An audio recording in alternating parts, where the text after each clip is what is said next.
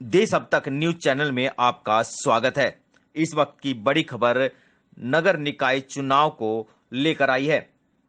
हम आपको बता दें कि सोमवार को हरियाणा चुनाव आयोग के द्वारा चुनावों की घोषणा की जा सकती है।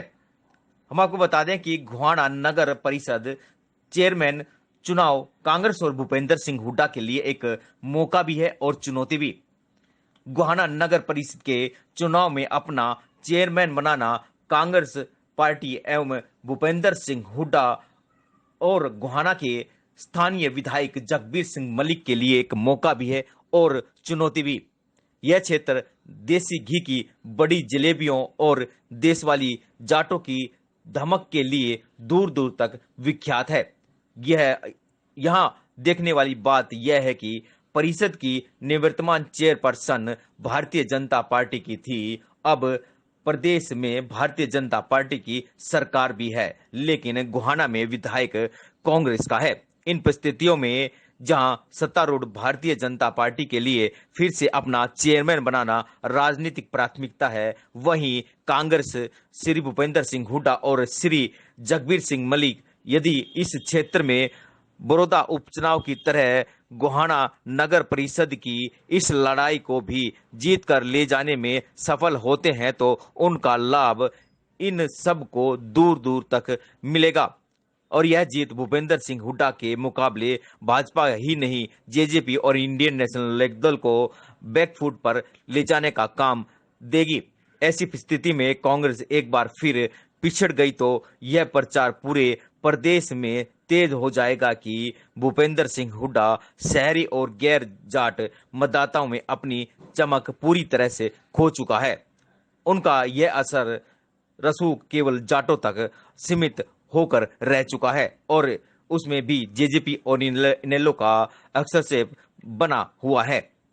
इसमें कोई दो राय नहीं है कि गोहाना नगर परिषद के चुनाव में विधायक जगबीर सिंह मलिक और पूर्व मुख्यमंत्री भूपेंद्र सिंह हुड्डा आपसी तालमेल से ही उम्मीदवार तय करेंगे और इन दोनों की कोशिश किसी पंजाबी को प्रत्याशी बनाने की हो सकती है।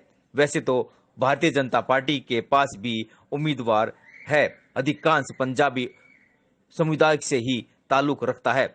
यह एक ऐसी बात है जिसके कारण गोहाना नगर परिषद चेयरमैन के चुनाव में कई प्रमुख उम्मीदवार निर्दलीय प्रत्याशी के रूप में भी भाग्य आजमाने के लिए चुनाव में उतरने की योजना बना चुके हैं। उनका चुनाव लड़ना निर्णायक भी साबित हो सकता है। कांग्रेस कहो या भूपेंद्र सिंह हुड्डा गोहाना नगर परिषद के चुनाव में पंजाबियों में फेस वैल्यू और साधन संपन्न के कॉम्बिनेशन को प्राथमिकता देते हुए एक अच्छे उम्मीदवार को मैदान में उतार सकती है। इसी की तैयारियों में नजर भी आ रही है। कहने को कांग्रेस के पास पंजाबियों में 2-3 उम्मीदवार और भी हैं, परंतु यह आम धारणा है कि इनके नाम केवल औपचारिकताओं के लिए भी प्रचारित किए जा रहे हैं। फिर भी कांग्रेस गोहाना में बहुत सोच समझ और योजना के बाद ही उम्मीदवार का नाम फाइनल करेगी। भूपेंद्र सिंह हुड्डा गोहाना की इस जीत को अपनी एक उपलब्धि के रूप में दिखाना चाह रही है और वह इसके लिए पूरा दम लगा देंगे। उम्मीदवार बहुत सोच समझ कर तय करेंगे। कुछ लोग यह मानकर भी चल रहे हैं कि आरंभ में कांग्रेस की तरफ से पंजाबी का नाम प्रचारित किया जा सकता है, लेकिन अंतिम क्षणों में किसी भी गैर पंजाबी को भी उम्मीदवार बनाया जा सकता है। और इसके अलावा एक चर्चा और भी है कि बैकवर्ड को भी कांग्रेस टिकट दे सकती है। उधर भारतीय जनता पार्टी के लिए गोहाना नगर परिषद चेयरमैन की उम्मीदवारी तय करना कठिन नहीं होना चाहिए, लेकिन राजनीतिक कारणों से यह कई ऐसे पेच फंसे हुए हैं जिन्हें खेलने के लिए भाजपा को बहुत मशक्कत करनी पड़ेगी।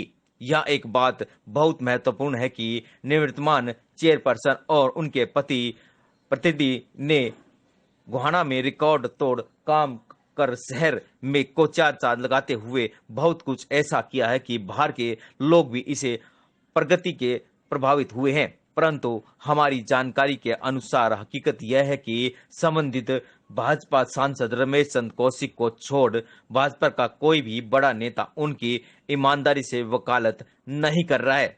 उनके समर्थन में दबी जबान से यह कहने की सच्चाई है कि अधिकार निर्णायक नेता उन्हें राजनीतिक कारणों से आगे नहीं आने देना चाहते और खुला विरोध करने को तैयार नजर आ रहे हैं। ऐसा लगता है कि निवर्तमान चेयरपर्सन के परिवार की योग्यता ही उनकी अयोग्यता बन रही है। इसके मुकाबले पार्टी के दो और सक्षम उम्मीदवार हैं। इसके लिए यहां भारतीय जनता पार्टी कोई भी फैसला ले सकती है और चुनाव जीतने की परिस्थिति में आ सकती है। यदि कोई नया उम्मीदवार भी आता है तो भारतीय जनता पार्टी गोहाना में हुए विकास कार्य को अपनी उपलब्धि बताकर वोट मांग सकती है। इस समय गोहाना नगर परिषद का चुनाव भारतीय जनता पार्टी की चौधर का केंद्र बिंदु भी हो गया है। यहां भारतीय जनता पार्टी के सहयोगी दल जननायक जनता पार्टी के नेता भी अपना दावा पेश करने लगे हैं और अब कहना है कि भारतीय जनता पार्टी के पास कई सक्षम उम्मीदवार भी हैं।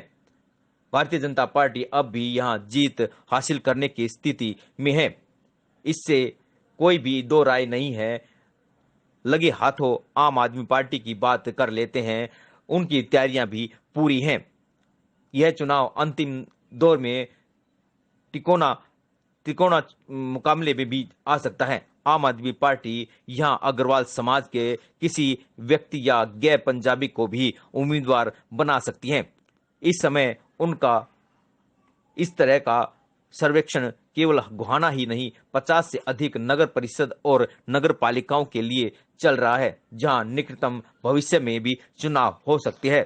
सत्तारूढ़ भारतीय जनता पार्टी की तैयारियां देखते हुए लगता है कि सोमवार को भी चुनाव की घोषणा हो सकती है।